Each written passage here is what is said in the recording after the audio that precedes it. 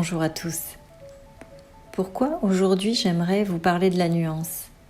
Parce qu'il me semble que nous sommes dans un environnement qui en manque cruellement, que ce soit dans nos vies intimes, dans nos relations amicales ou professionnelles. Finalement, quelle que soit la forme d'altérité, notre communication manque de nuanciers. Notamment dans le domaine que je côtoie depuis plus de 30 ans, c'est-à-dire le développement de soi, le bien-être. Ce qui nous permet de cheminer vers soi dans un processus. La nuance parle aussi d'équilibre. C'est parce que mon propos va être nuancé qu'il va rejoindre un équilibre et sortir de mes radicalités. Même si nous verrons que le terme de radicalité ne nous parle absolument pas d'être catégorique, impérieux. Cela a un tout autre sens et bien plus profond. C'est un thème que je ne vois pas souvent abordé, parce qu'il semble compliqué, et c'est vrai qu'il l'est un peu, car je vous avoue que la préparation de ce podcast a été plus complexe que pour les deux autres. Et c'est aussi pour ça que j'ai envie d'aborder ce sujet, pour montrer qu'il est accessible, et qu'il a presque une raison politique derrière, celui d'être soi, d'être juste, droit dans ses bottes on pourrait dire, tout en restant doux et accessible. Je ne dis pas que c'est facile. Je pense que faire un effort pour créer de la nuance dans sa vie n'est pas évident, mais peut créer dans ses relations un véritable apaisement et éviter beaucoup de conflits. J'aimerais donc introduire ce 3e opus sur la nuance avec une citation de Frédéric William Nietzsche. Il faut avoir une musique en soi pour faire danser le monde. Je trouve que cette citation illustre parfaitement la nuance, car reconnaître les différentes tonalités en soi va permettre de les faire vibrer dans toute la richesse que nous avons à l'intérieur de nous. Comme je vous le disais, il me tient à cœur d'élaguer ce sujet, si peu emprunté, malmené parfois, comme si c'était réservé à une forme d'élitisme, au sens d'être trop compliqué, comme si la nuance nécessitait une forme d'érudition, alors qu'elle demande de la patience pour prendre la bonne décision par exemple, de l'observation pour être plus objectif et moins dans sa subjectivité, et du temps, car les 2 paramètres premiers ne se feront pas sans lui. Plongeons à présent dans notre regard plus intensément pour y trouver la myriade de détails qu'elle propose. La métaphore de la nuance pourrait être un sens organique, avec son propre pouls, sa fonction, son homéostasie, qui nous parle d'équilibre. Je pourrais trouver aussi cette syntonie, qui nous parle de la fréquence pleinement intégrée à notre environnement, et donner une symphonie vibrante aux sensations, aux émotions. Quand nous partons à la source de la nuance, son étymologie en 1380 nous ramène à nuer, à sortir, de nous unir harmoniquement. Une mise à nu en quelque sorte, et c'est aussi peut-être pour ça que nous pouvons avoir du mal avec ce terme, car il nous convie à plus de tendresse, de gentillesse, de tolérance. Et ces 3 qualités sont souvent associées à une forme de faiblesse. Elle peut donc nous amener à nous dévoiler, nous ramener à notre intime, aller chercher ce qui n'est pas encore révélé de soi et qui pourtant mérite son propos, son attention pour en extraire sa lumière. Tel un effeuillage, elle nous invite avec un premier pas et une forme de courage à s'élancer vers notre authenticité. De concert, la nuance nous amène sagacité d'esprit, créativité, allant chercher des textures, des couleurs miroitantes entre profondeur et légèreté en nous. Enfin, avant de partir au voyage des sens, j'aimerais vous faire découvrir quelques réflexions de philosophes qui m'ont inspirée. J'écoutais Aurélien Barraud, qui est astrophysicien, sur l'émission La Terre au carré du 9 mai 2022. Il s'exprimait à propos du terme de la radicalité. Je vous en parlais au début de ce podcast. Il nous rappelle l'origine du mot radical, qui vient de racine, du latin radicalis, dérivé de radix. Cet adjectif qualifie ceux qui cherchent à agir sur une cause profonde, première, originelle. Alors, de quoi parlons-nous au juste quand il s'agit d'être radical ? Nous voyons que ce n'est absolument pas de l'extrémisme. Les mots peuvent être largement détournés. Si l'on revient à notre essence, nous nous rendons compte que bien souvent nous essayons de trouver des solutions à leurs racines, à leurs sources, d'aménager le réel pour qu'il soit plus confortable pour soi et nos proches. Prendre racine, se positionner dans ses convictions profondes, nous engage à nuancer nos propos, à les affirmer avec présence, tout en modulant sa fréquence. C'est ce que l'on nomme aussi assertivité. L'assertivité provient du verbe to assert dans la langue anglo-saxonne.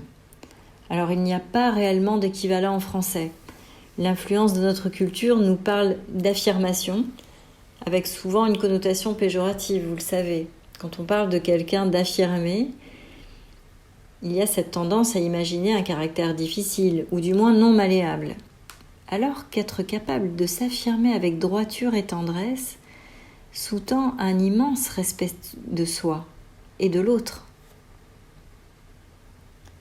Étienne Klein, physicien et philosophe des sciences, quant à lui nous dit, dans une de ses interventions sur Brut, je le cite, « Un propos nuancé donne l'impression de se fragiliser par la forme qu'il prend. » J'ai beaucoup aimé.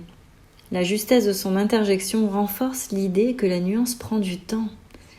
Et en effet, comme nous sommes mesurés, nous pouvons donner cette sensation d'être douillets, alors que ce n'est absolument pas le cas. Alors je vous concède que la compatibilité de la nuance avec notre époque, qui nous demande d'être de plus en plus tranchants, est loin d'être assurée. Pour autant, l'arborescence d'un positionnement explore une vulnérabilité, et c'est aussi et surtout à travers elle que se déploient nos forces racinaires. Le troisième penseur, Jean Birnbaum, journaliste et essayiste, dans son livre Le courage de la nuance, cite Albert Camus lors de son journal Combat en 1944. Donc c'est dans un contexte martial que nous connaissons hélas fort bien. Il y a cette phrase que j'ai trouvée magnifique. Albert Camus nous dit « Notre monde n'a pas besoin d'âme tiède, il a besoin de cœur brûlant, qui sache faire à la modération sa juste place. » Devant cette réflexion, je suis émue de voir que certains hommes cherchent, avec leur vérité plurielle du monde, à transcender une altérité si malmenée. Maintenant, allons chercher votre expression sensible, avec des chercheurs dédiés à l'étude du corps et de ses perceptions. J'avais envie de vous parler de la somesthésie. Alors, somesthésie, soma, le corps, esthésie, sensibilité. Cela nous renvoie simplement à la sensation, la perception du corps. La somesthésie, c'est un peu le nuancier corporel qui va explorer dans la palette de ses sensations. Je la vois comme une frontière entre le conscient et l'inconscient, telle une boussole interne qui va nous renseigner sur notre état émotionnel. Pourquoi je vous en parle ? Parce que la somesthésie invite le corps à vibrer pour interroger et interagir avec son environnement. À chaque situation, chaque rencontre avec une nouvelle personne ou un lieu, son expression va façonner cette interaction pour vallonner l'échelle sensorielle et sentir ce qui est le plus juste pour nous.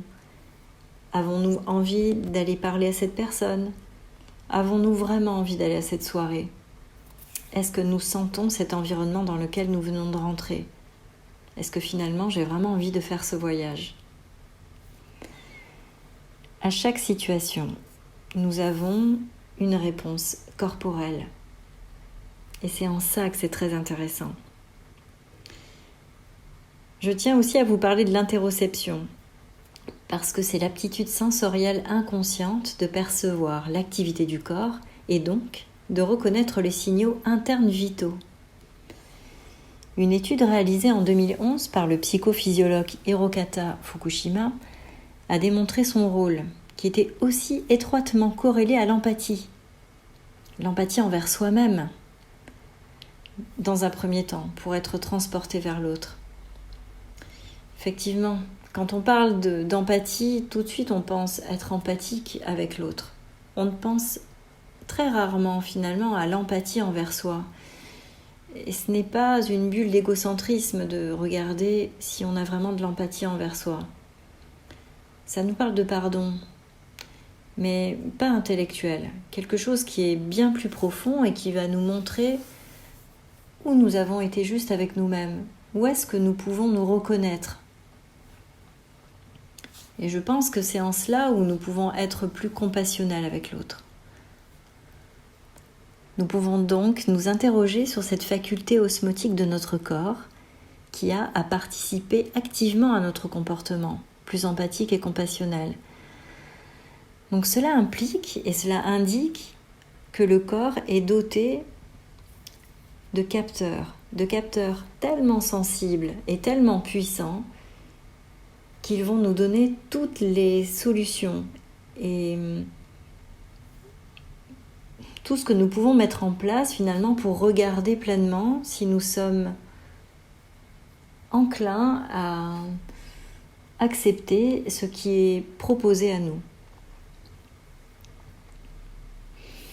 Aussi, il a fallu certaines expériences, notamment sur les macaques rhésus par le psychologue Henri Arlot, pour montrer à quel point la disparition de stimuli somesthésiques, donc de la sensibilité du corps, provoque des troubles comportementaux, plus ou moins aggravés.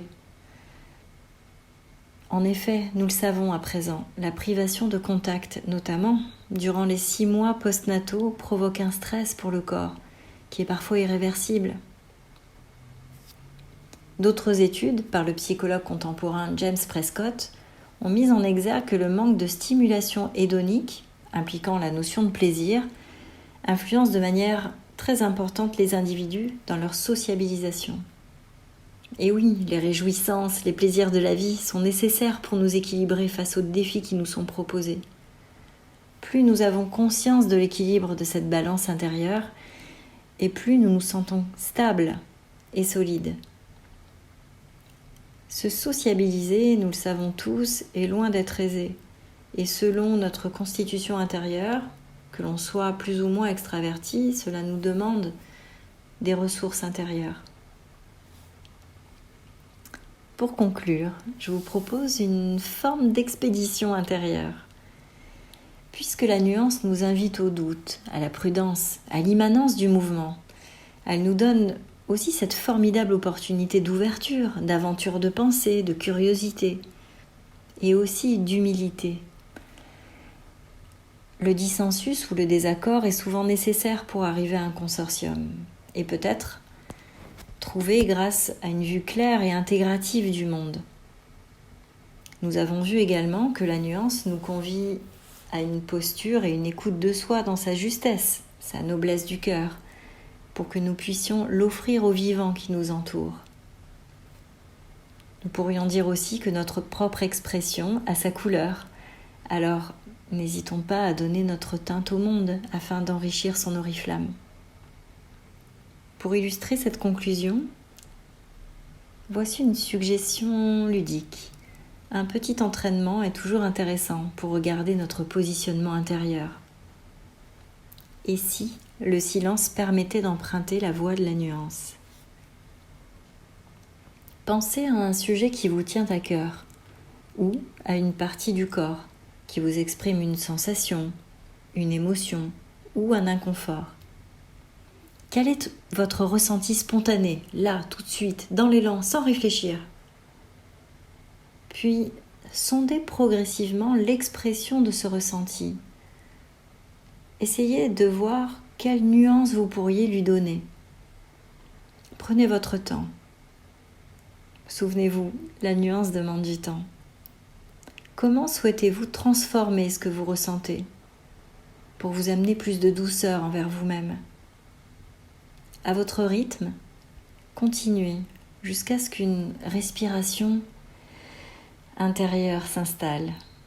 Un alignement s'ajuste, comme un sourire confidentiel qui vient se poser à vous. Et puis, vous pouvez continuer ce recueillement intérieur avec cette phrase, en vous disant je me repose dans la paix de l'inattendu. J'espère que ce sujet vous aura inspiré. Si vous souhaitez interagir sur ce thème, vous pouvez commenter sur Instagram. Je suis en train de créer ma chaîne YouTube et je vous communiquerai le lien très prochainement. À bientôt.